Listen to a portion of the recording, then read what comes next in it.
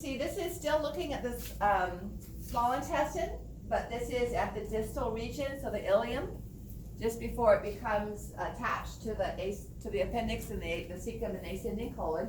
This is a highly concentrated region of follicles, all right, where we have like 15 or 20 of them. It's called the Peyer's patches, when we see that in the ileum. So this would be a lymphatic follicle. Now, some texts call it a nodule, but it's confusing. Sometimes it's done erroneously. I prefer to call it a follicle, so you're not confused whether it's a node or a nodule, okay? And this is just highly concentrated, but up in here would be diffuse. Okay, so where you see this circular view is the lymphatic follicle, no capsule. So we'll come to this in a moment. So here, this is actually the colon, all right? Here is one lymphatic follicle. No capsule. Around here would be the diffuse, but this circular arrangement is the follicle. So any lymphatic fluid leaking out from our capillaries would be able to percolate through that. Any bacteria coming in between the epithelial cells of the large intestine, and by the way, that's where our E. coli live, can percolate through that as well. So in our intestinal model,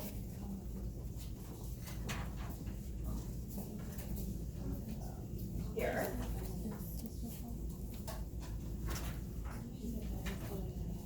this is what I showed you a few minutes into the lecture, where I showed the villi. So this green vessel here would be the lacteal, okay, the lymphatic capillary. And they have a color difference. It should be dark on the outside and light on the inside. But here's a single lymphatic follicle. Okay? We find these scattered throughout the intestines, but the highly concentrated area, the Peyer's patches, is in the ileum. Okay? Now, to help you with the answer to this question, why, and then you can probably see it easier than I can this close up, but you'll notice that the area in the middle is lighter. So this area right, show you, this area right here shows up a little bit lighter. That's because that area is actively making antibodies. So when we look at a lymphocyte, here's the nucleus of a lymphocyte, a B lymphocyte, with a thin rim of light blue to clear cytoplasm, right? So this would be a B lymphocyte. And when it becomes activated through a process we'll talk about on Wednesday, through the exposure to antigens which it recognizes, it enlarges to form the plasma cell, and it starts making antibodies. These are not to scale. How much additional, so you can see there's a whole lot more cytoplasm in the activated B lymphocyte than in the T cell or the inactivated B cell. With that in mind, which of those do you think is functional here in the germinal center after exposure to a recognized antigen? Which one's going to have a larger amount of cytoplasm around the nucleus and thus staining more lightly? Does that clarify the question? So in the T cells do not make plasma cells, all right? So the presence of plasma cells is what gives us this lighter staining region because of all the additional cytoplasm. And plasma cells come from B lymphocytes, not T lymphocytes. Now, we don't always have this in every lymphatic follicle. There may be inactivated ones, so just be a solid, denser area. But if it has a light center, a germinal center, that's showing that plasma cells are present. And plasma cells develop from A or B. And if you don't know the answer, of course. And again, this is 15.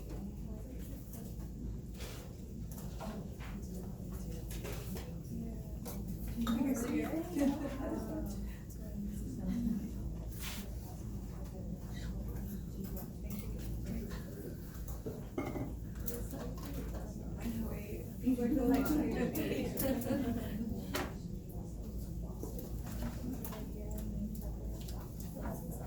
So last fall, when I taught this class and had in-class quizzes for the first time, I wrote 10 questions for every lecture, and then 10 questions for the Tuesday, Thursday class. And I pulled out my slides at Sac State today to kind of, okay, which ones do I want to use, and realized that while the blood cells I had included in the cardiovascular system, the immune system I had pushed back to the digestive system because of the lacteals and all of that. And that was the one I canceled when we had the fires. Classes canceled after Veterans Day because of the fire. So I had no questions to fall back on. So you guys are the first ones to see these questions. Not reusing any of them. All right. So now we're ready for organs, okay? And these are organs that's still lymphatic tissue, but they're going to have a capsule or a partial capsule, and they're going to be associated with lymphatics, okay?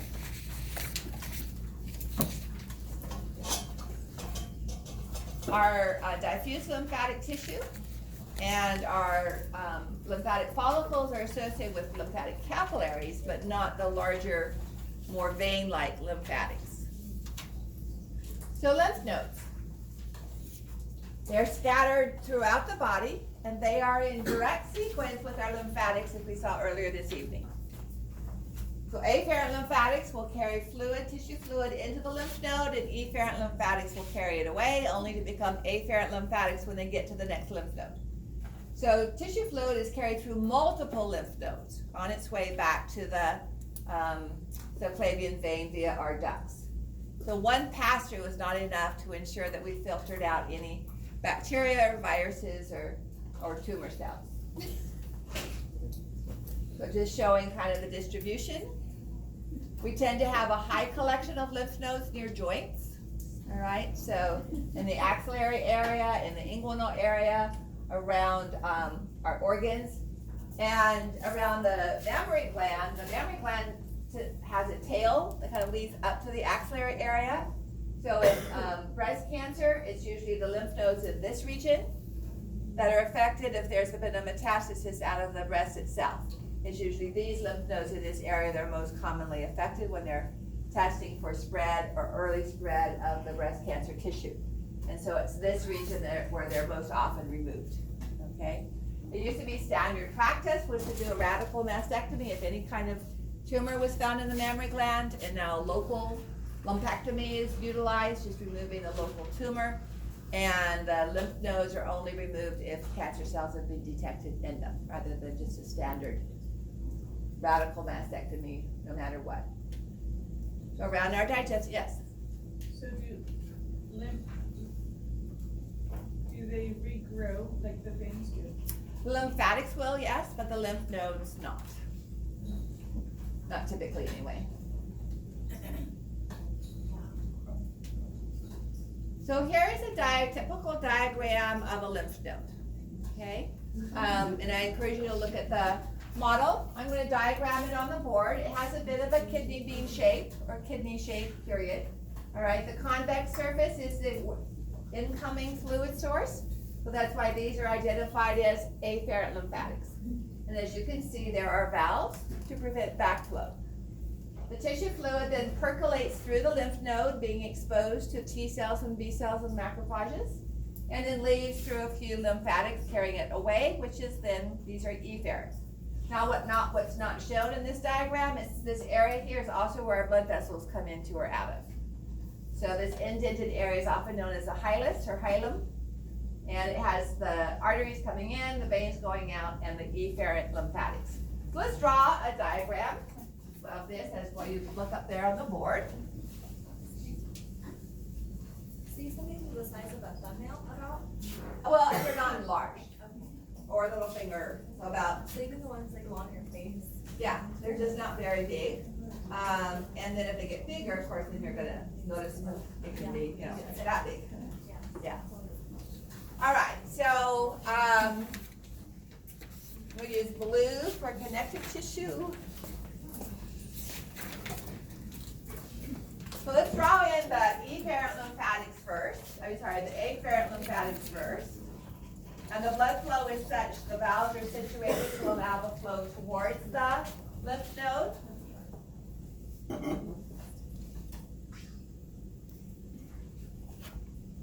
And I'll just draw a few.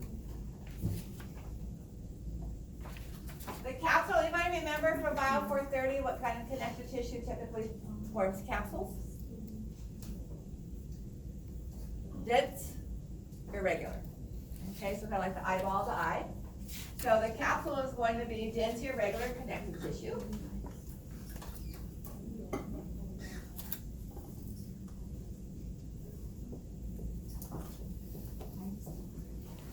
And then we have a cortex and we have a medulla, similar to what we see in the kidneys. So just under the capsule, we have our lymphatic follicles. Only these are inside the structure. They're made and formed in the same pattern as our lymphatic follicles without a capsule, but now we find them inside the lymph node. So we're going to see, let me do that in green. Although they are lymphocytes, so.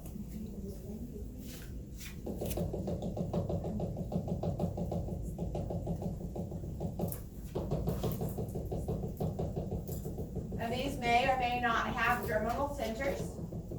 So the outer periphery is going to be T cells, and the center is going to be B lymphocytes, which may or may not be activated to plasma cells.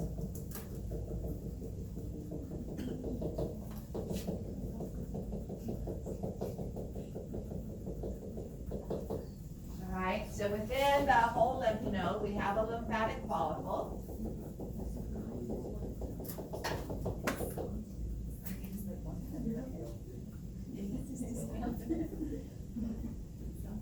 So the center area is going to be B cells,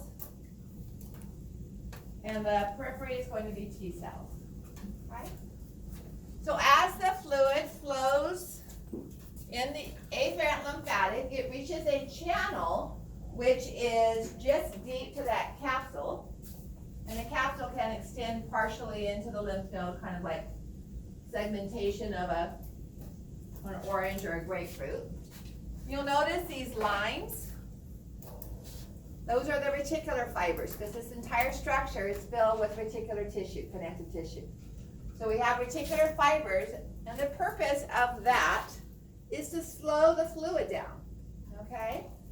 So in these reticular fibers, in between the lymphocytes supporting them and crisscrossing this space, which we'll name in just a moment, we have macrophages, just kind of sitting there like a spider, waiting for some pathogen to percolate in from the afferent lymphatics, okay? So that it can present it to the B cells or T cells.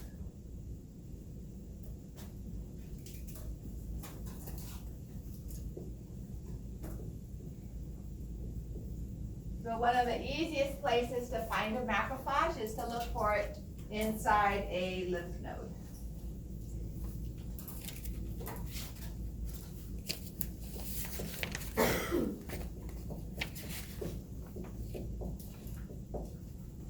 Now, as the fluid, lymphatic fluid, comes in through the efferent lymphatic,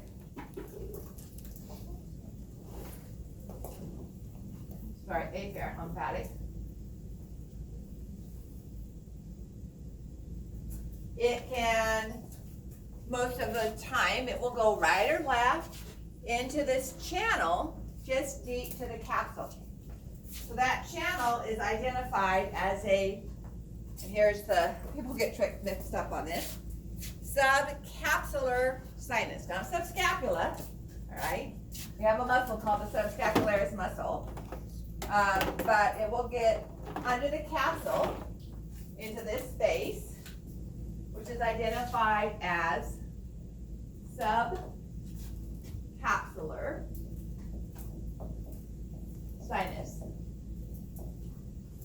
And that's what you're seeing all along here. Okay? So right under the capsule. And then it can travel in between. So this is the separation here. The septi is known as a trabecula. So it can travel through that, and those are known as trabecular sinuses.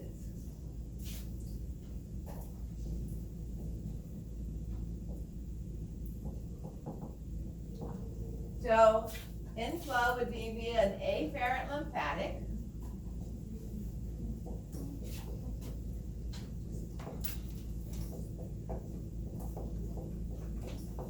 And then it will flow into the subcapsular sinus.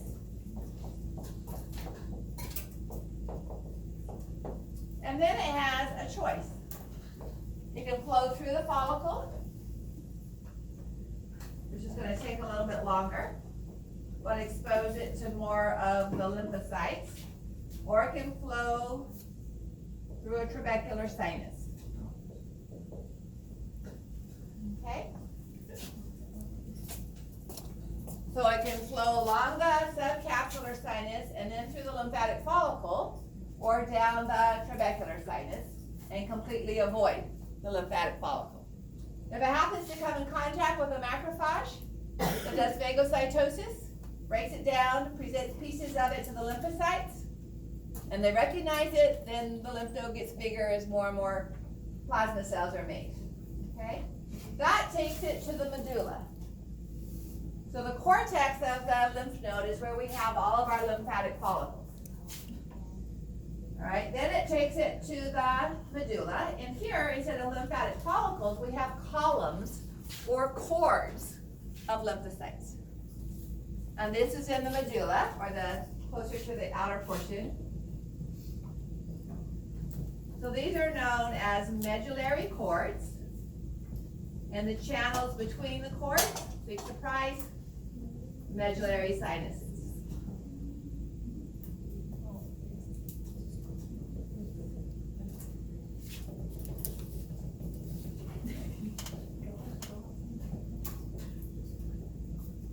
So the solid cellular structure, solid in the sense it's more cells than not, these would be the medullary cords.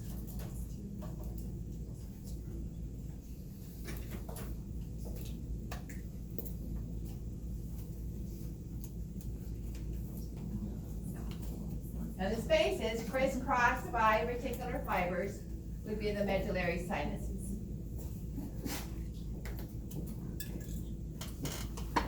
Okay?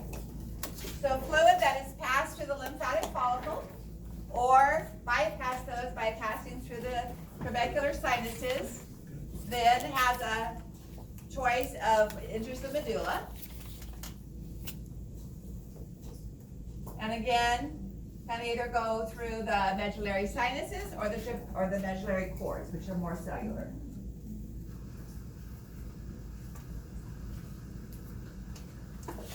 Medullary cords are higher than T cells.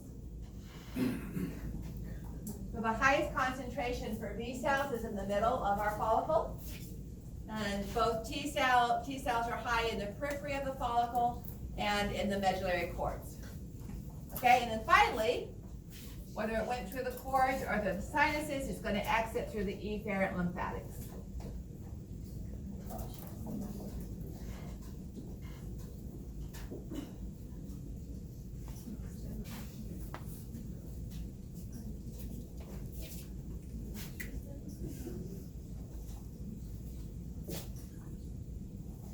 I'll let you finish diagramming that or taking your pictures.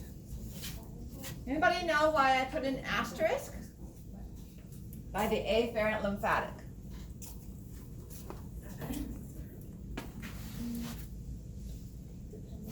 Lymph nodes are the only lymphatic organ to demonstrate an afferent lymphatic. Tonsils don't have them. The spleen doesn't have them. The thymus doesn't have them. Lymph nodes are the only ones that have afferent lymphatics. Okay? Tonsils will have lymphatic follicles. Even the spleen will have something similar to lymphatic follicles. Almost every organ has tonsils, and spleen and thymus have efferent lymphatics. The spleen has a capsule. The tonsils have partial capsules. So the lymph node is the only one to have the afferent lymphatics. Okay.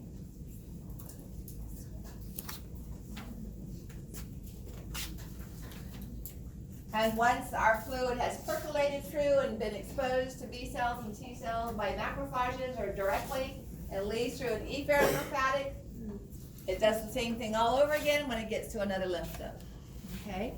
So there's a repeated filtration of tissue fluid by passing through the lymphatic system. Yes?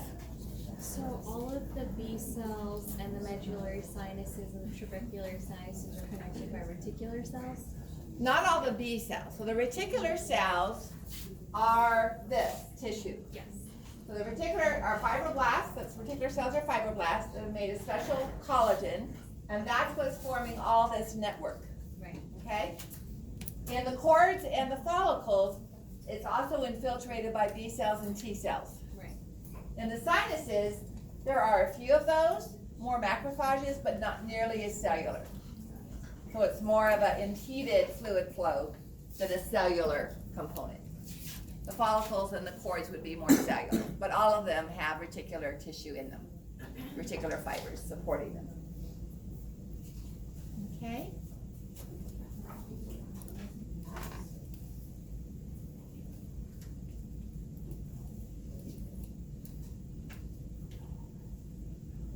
This one's not quite as clearly understood, I don't think, as the previous. All right, so lymph nodes are fully encapsulated compared to follicles, which have no capsule at all, compared to tonsils, which have a partial capsule. Okay? They are not the only organ to have a cortex and medulla. The thymus will have a cortex and medulla. But they are the only lymphatic organ for the afferent. The vessels carrying lymphatic tissue in fluid into them.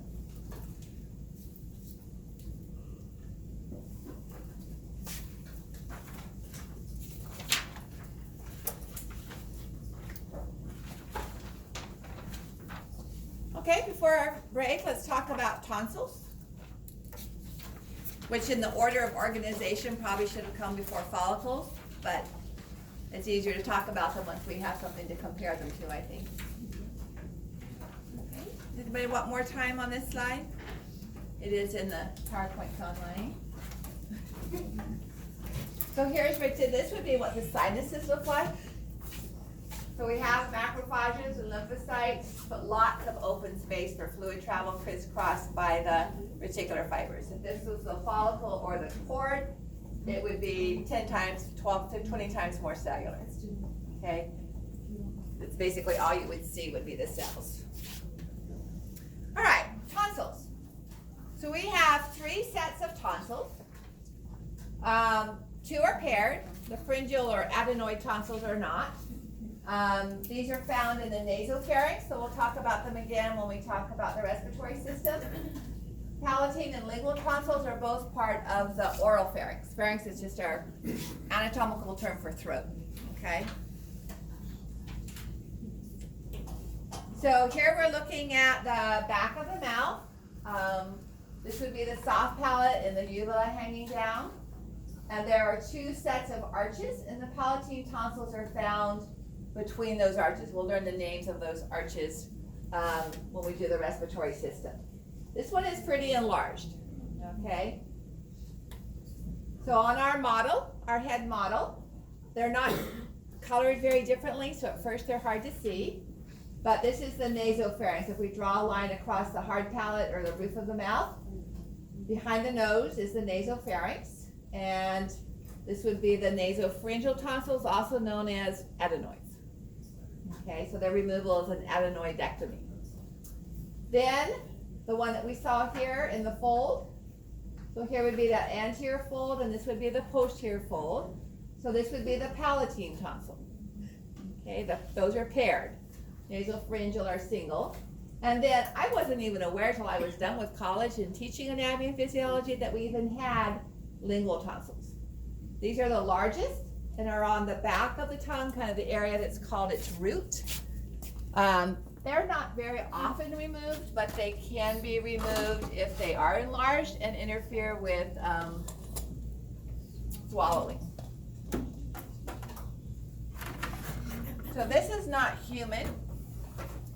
I think it's cow. And you look at the size of the tongue, although cow tongues can get quite elongated, all right? So the palatine tonsils are gonna be right here on the side. And these two large bumps are the lingual tonsils, okay? So I'll pass this around. We have two, but the other one's just kind of gross looking. So if you've ever tried to make yourself throw up by sticking your finger down the back of your throat, just some people feel better after they throw up and other people do everything not to throw up. So by the time you're getting down here, if you can touch the top of your epiglottis, you will have gone past that region, okay? So nasopharyngeal, palatine, and lingual. So one word that we always and only associate with tonsils are crypts. May I erase the diagram for the lymph node? All right, so remember lymph node we associate with afferent lymphatic. Tonsils we're going to associate with the presence of crypts, which function to lead any bacteria or viruses in your throat down into the tonsils, but they can also get trapped and grow there and form abscesses. Okay, so they both have a function, but in being overwhelmed, they can provide large abscesses. I think I told you about my son being hospitalized after fainting. They never looked at his throat, which was his major complaint going in. And after we picked him up the next day from staying at the hospital overnight, on the way back from home from college, college was about 2 hours away. Every time we stopped at the door to pick up his clothes, we stopped at the drugstore to get medicine, and every time we stopped, he opened the door to spit. And he'd been holding his throat at the hospital and said that he had a sore throat that had tested negative 4 days before for strep. And when we got home and I put him to bed, he asked for a cup so he could spit into the cup. And I said, honey, here's a towel. Just let it drain out your mouth onto the towel. I don't want you waking up all during the night. And he wouldn't let me look inside his mouth. So the next morning I made him, and he had one very large tonsil covered with white abscesses. And my husband said, take him to the ER. And I said, no, I have to take him to urgent care first for ER to be covered because it's not life or death, I didn't think. And as soon as I got him to urgent care, they wanted to call an ambulance. They were afraid it was so large it would block his breathing. It's his palatine tonsil. And he shook his head and said no, he didn't want the ambulance.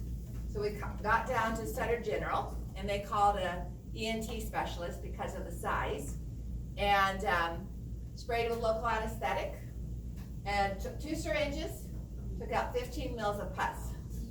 He nearly came out of the bed the first time the syringe went into the abscess, but he could finally talk. He couldn't even talk before that. And they actually hospitalized him for a second night with a different diagnosis. First time was pulmonary edema, the second possible enlarged hepatic veins, the second time was his actual sore throat. And ENT made the suggestion that we have his tonsils taken out. Tonsil removal in an adult, not a child, is major surgery. It can take 2 to 3 weeks to recover. He was in college at the time, and I said, hun, let's just wait until summer. If this comes back, we'll definitely take him out, and that was 7 years ago, and he hasn't had any problems since, okay? So tonsils are usually removed in childhood. My palatine tonsils were taken out when I was 5, because I had recurring sore throats. Our youngest son had difficulty with speech and swallowing, and part of his adenoids were taken out when he was 14 months old. They had a bit of a dither because they didn't know how much to take out. They didn't know if his problem with speech was caused by too much or too little. So they took out some, and that was the adenoids. The only case I heard of, although one student said she had her lingual tonsils taken out, the only case I read about was a young girl in Davis who quit eating solid food. A family friend who was a physician went on a picnic with them, and all she would eat was applesauce. And they asked the family, have you taken her to see a rheumatologist, someone who deals with allergies? And they said no. And they took her to see the rheumatologist, and the reason she was only eating soft liquid foods was because her lingual tonsils were so large, that's all she could swallow.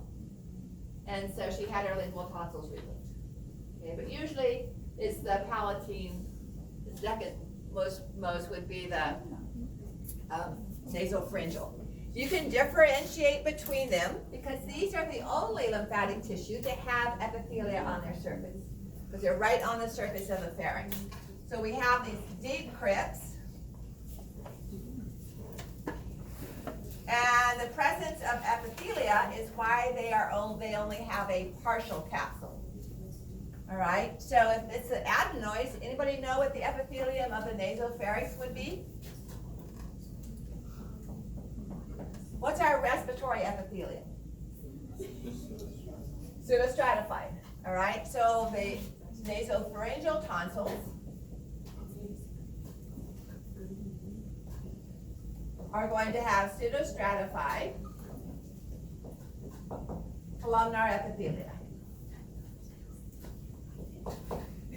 Wherever we have food as a shared pathway for air or food, we use the non-cornified stratified squamous, okay?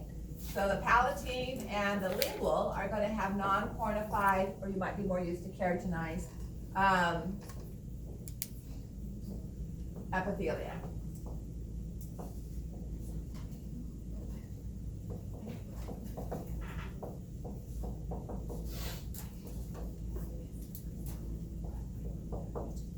So between the crypts, we have lymphatic follicles again, all right?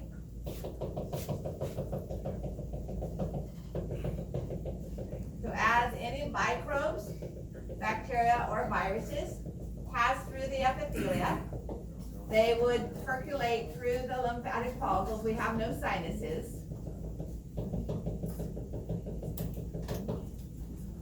And then our capsule is deep, all right? We don't have a surrounding capsule because we have the epithelium. Same reason why we don't have afferent lymphatics, because incoming pathogens are just going to cross the epithelia. There are efferent lymphatics leaving, all right? So we're going to have efferent lymphatics. Now with this, then take this to the closest lymph node.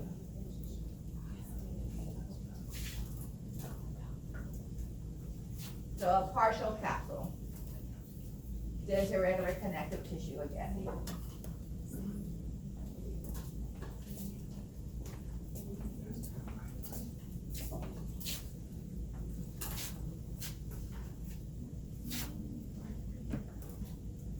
So you probably can't see from the back, but this is a non-cornified stratified squamous epithelia. So this would be either the palatine or lingual tonsils.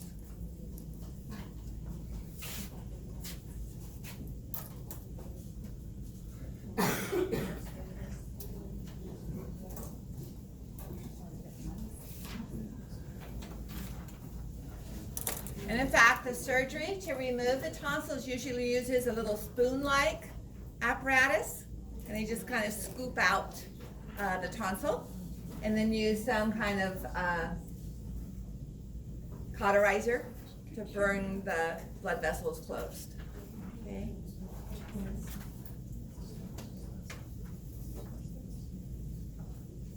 Former student sister was in the hospital to deliver her second daughter just a few days after her older daughter had been released from having her tonsillectomy, or maybe even the same day. And so my student, who was the daughter's aunt, was watching her and had to take her into the hospital for excessive bleeding because she had taken Advil for pain. And I'd never thought, I mean, aspirin is an anticoagulant. We talked about its effect on thromboxane A2, inhibiting that, but I never thought about Advil as an anticoagulant. And I looked it up, and it is. Okay, so question number 4. So I did a little high power view there. So identify this tonsil as nasopharyngeal. or lingual or palatal based on the epithelium, all right? So are you seeing non-cornified stratified squamous, and I got as good a picture as I could, or pseudostratified columnar?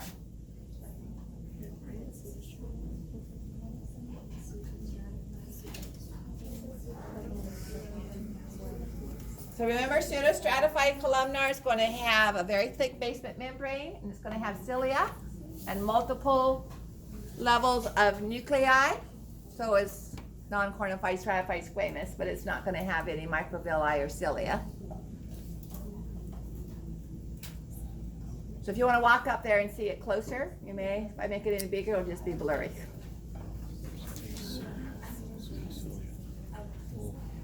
So you can see the lymphatic follicles. Okay, see the sphere-like arrangements of lymphatic follicles. And the surface epithelia, what we're looking at there is one crypt. So there would be additional ones. Okay. Just because of the arrangement of the basement membrane. You might need to check Google for what pseudostratified looks like versus non-cornified stratified squamous. It's kind of hard to tell, but I.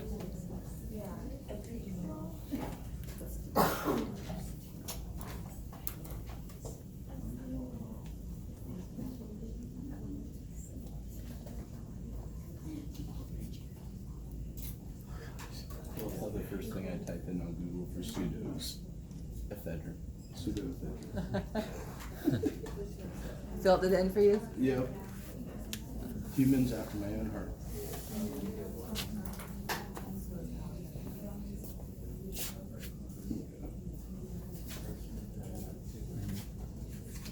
Yeah, I'm thinking the same thing too. I concur with my.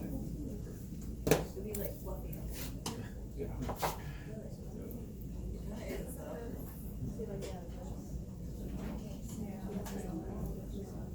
Okay, so let's stop here and take our first break. And then when we come back, we'll finish up by talking about tonsils. And the spleen, talking about the spleen and the thymus. Okay? And then we'll have some